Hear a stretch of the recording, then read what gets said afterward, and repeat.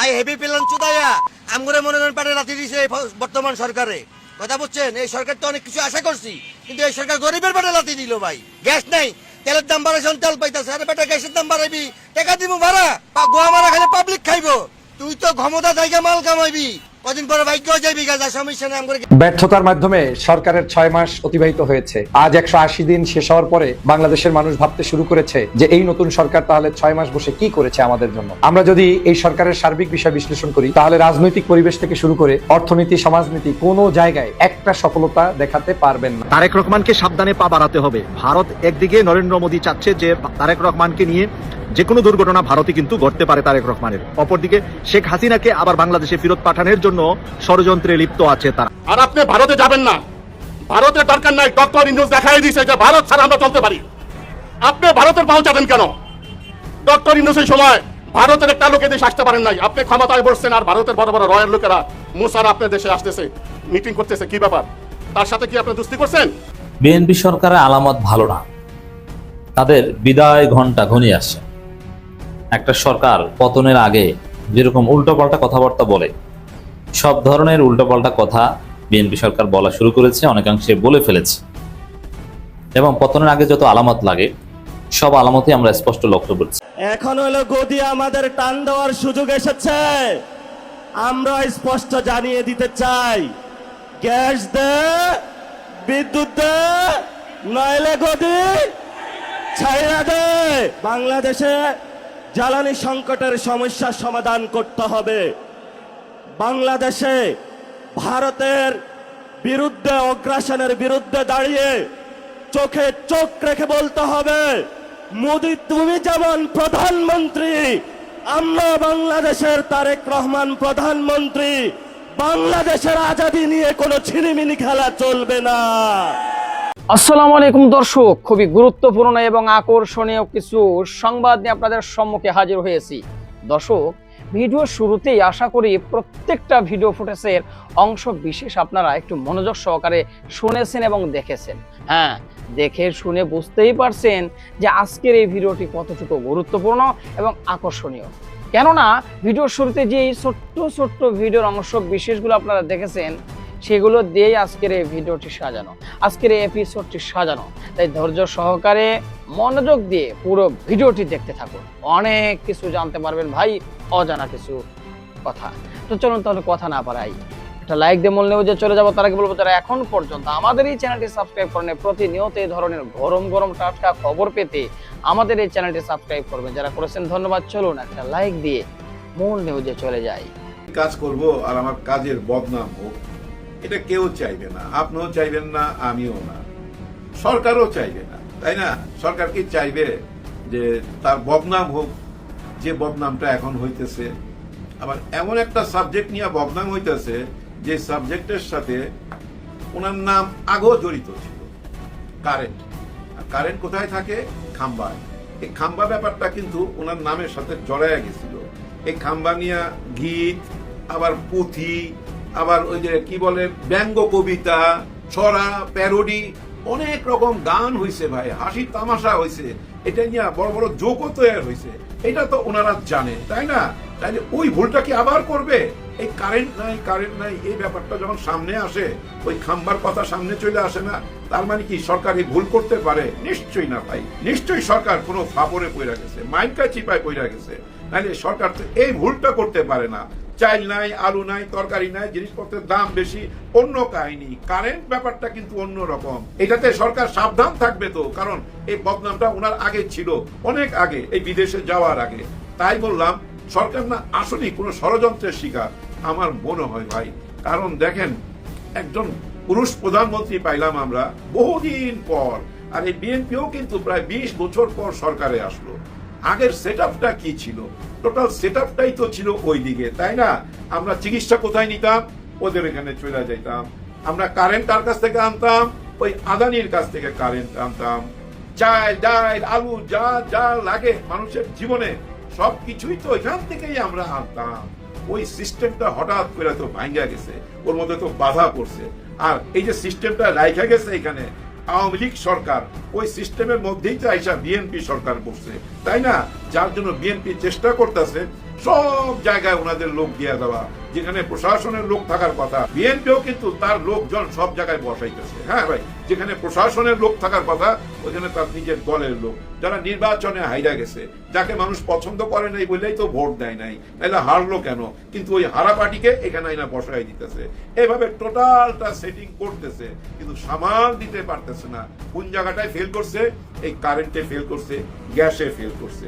এই কারেন্টে ফেল করার পিছনে আমার মনে হয় ভাই ষড়যন্ত্র ভাই। হ্যাঁ ভাই, ষড়যন্ত্র। এই ষড়যন্ত্রের সাথে ওনারাও জড়িত আছে, আমাদের দেশের লোকজনও জড়িত আছে এই সরকারকে ফেল দেখাবার জন্য। আর হাতটা দিছে কোথায়? কারেন্টের মধ্যে, গ্যাসের মধ্যে।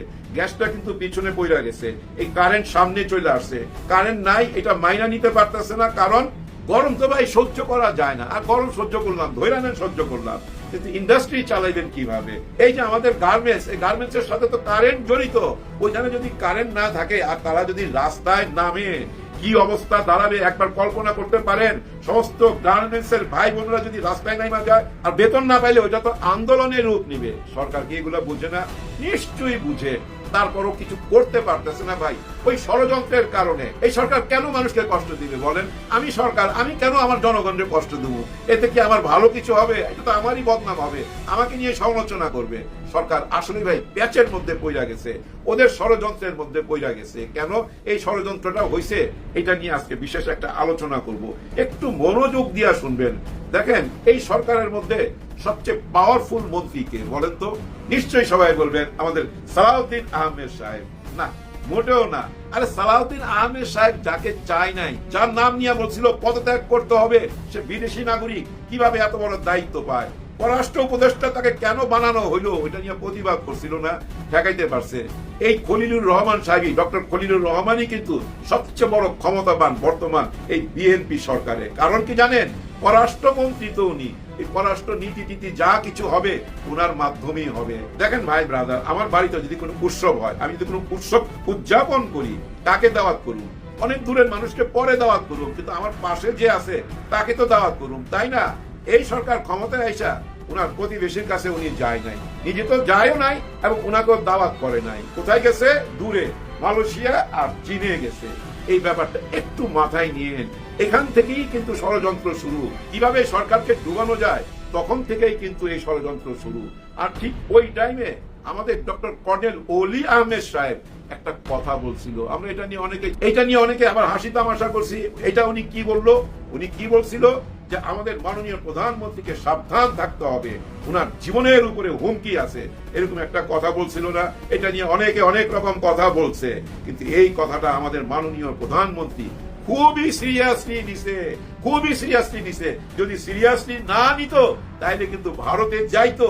এই যে ভারতে যাচ্ছে, কবে যাব, যেভাবে লন্ডন থেকে বাংলাদেশে আসার সময় আসিতেছে কিন্তু আসতেছিল না, একটা টাইমে আসলো। ঠিক তেমনি ভাবে কিন্তু ভারতে যাইতেছি, আজ যাব, কাল যাব, পরশু যাব, কিন্তু যাওয়া কিন্তু হয় নাই, এখনো কিন্তু ঠিক হয় নাই। ভারতে যে যাবে, যাওয়া নাও হইতে পারে, আবার হইতেও পারে, কিন্তু বাধাটা কোথায়? বাধাটা হচ্ছে এই ডক্টর খলিলুর রহমান সাহেব। বললাম না একটু আগে, সবচেয়ে প্রভাবশালী মন্ত্রী এই ডক্টর খলিলুর রহমান, উনি কিন্তু বাধা। এখন আপনি প্রশ্ন করতে পারেন উনি বাধা হইলো কিভাবে?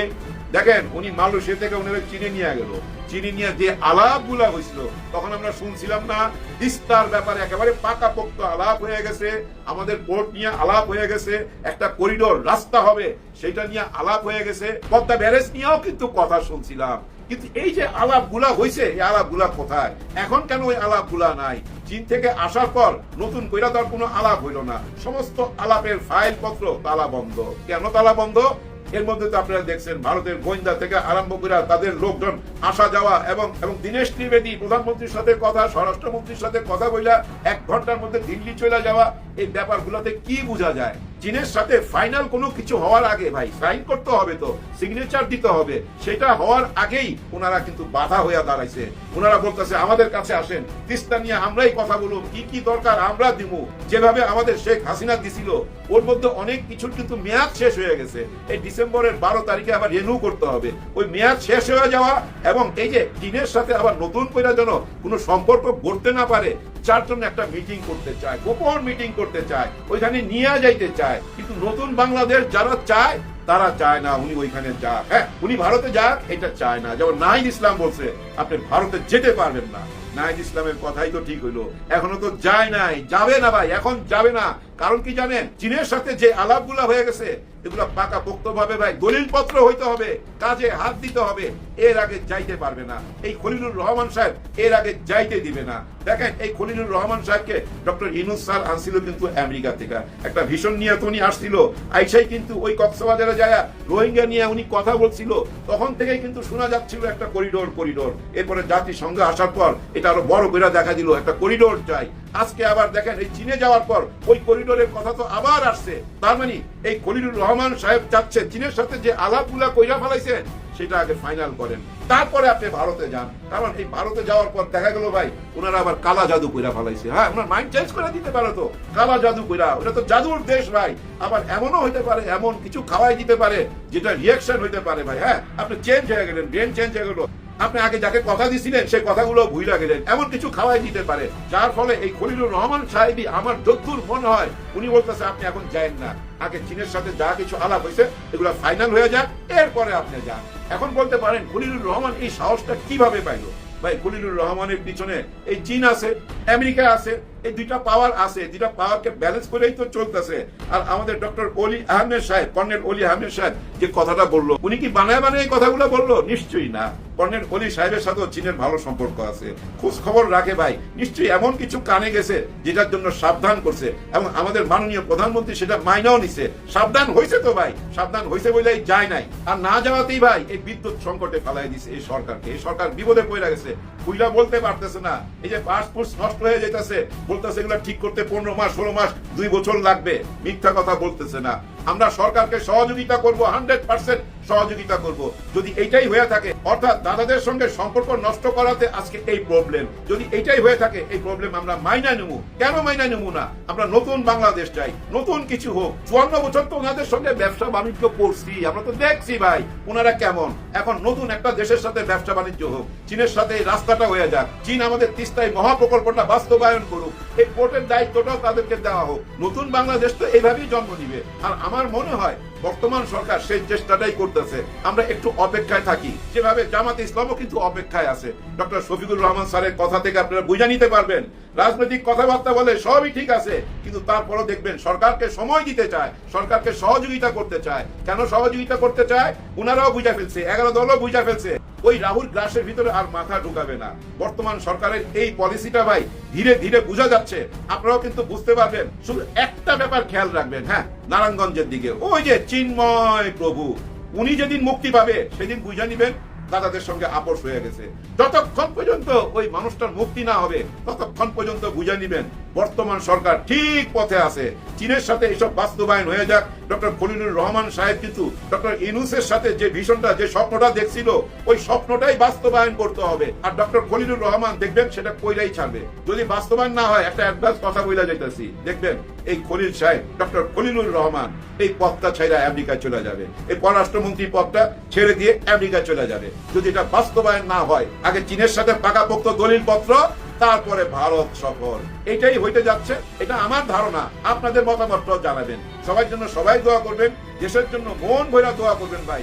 আল্লাহর কাছে বারবার চাইতে হবে, সবাই সবার জন্য দোয়া চাইবে। আল্লাহ হাফেজ। বিএনপি সরকারের আলামত ভালো না, তাদের বিদায় ঘন্টা ঘনিয়ে আসছে।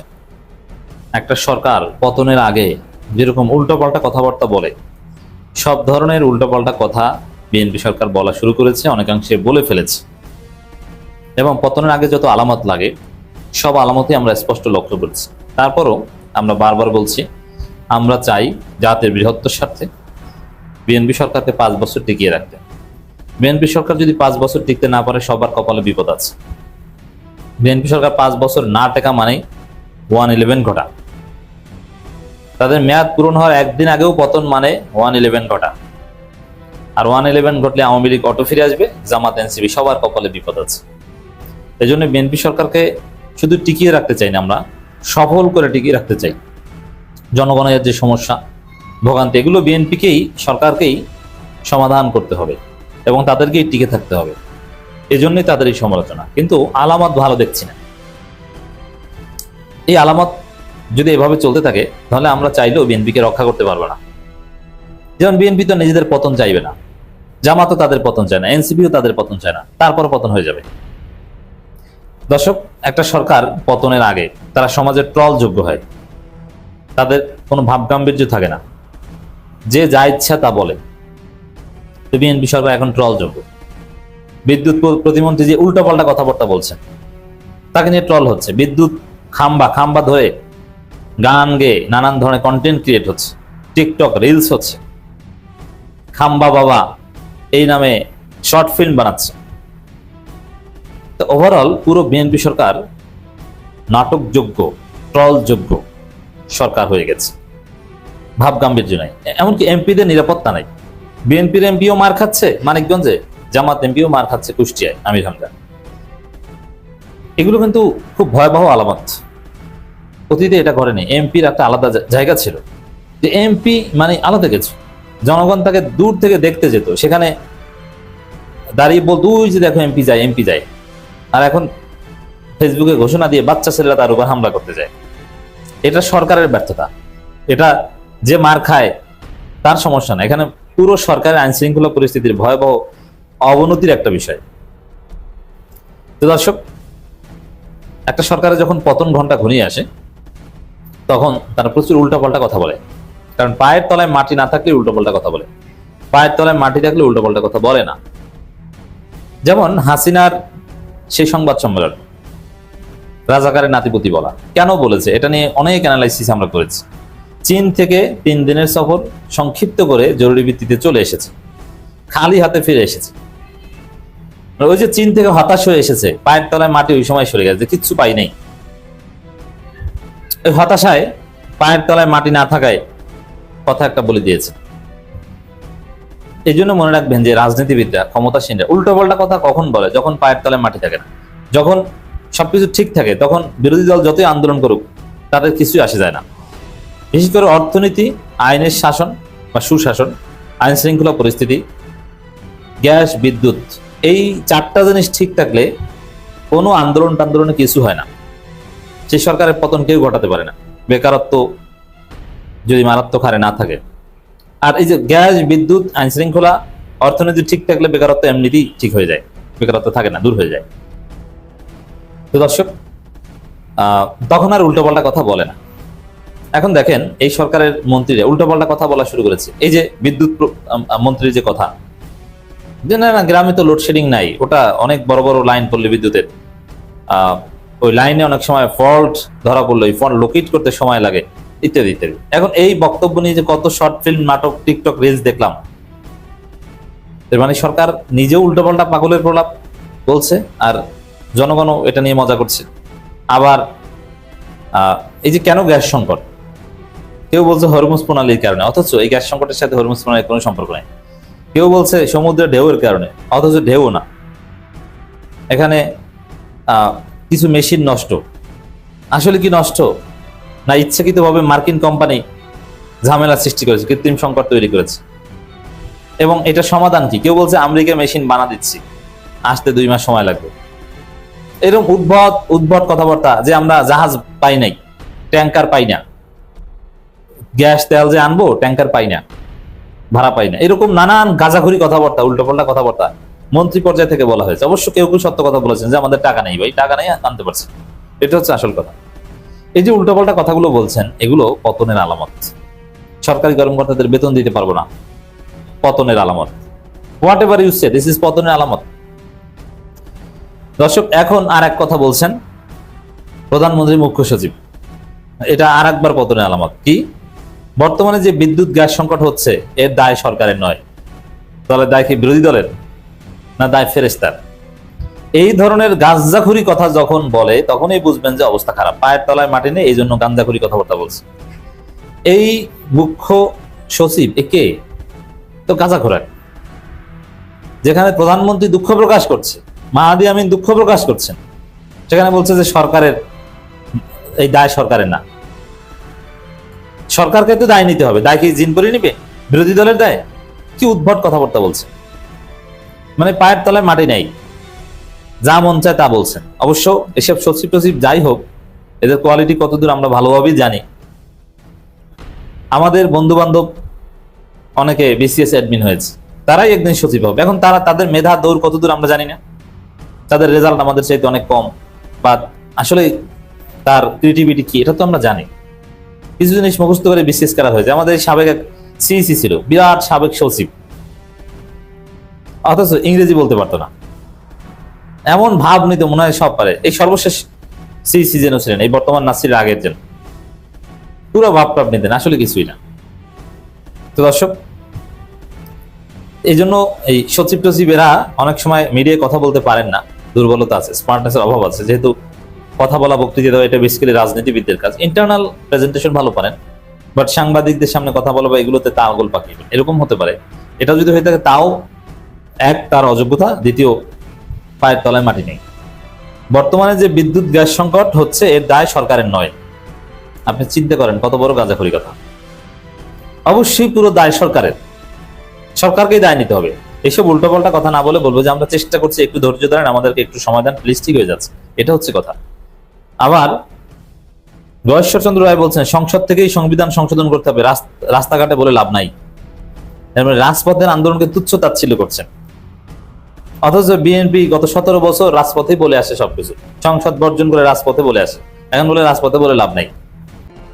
দর্শক, আশা করি পুরো ভিডিওটি দেখেছেন। এবার অবশ্যই আপনাদের মূল্যবান মতামত জানাবেন, পারলে ভিডিওটি শেয়ার করে সবাই দেখার সুযোগ করে দিবেন। আর আমাদের এই চ্যানেলে নতুন হলে সাবস্ক্রাইব করবেন। যারা করেছেন ধন্যবাদ জানাই। আজকের মতো এখানে বিদায় নিচ্ছি, দেখা হচ্ছে নতুন কোনো ভিডিওতে। সে পর্যন্ত সবাই ভালো থাকবেন, আল্লাহ হাফেজ।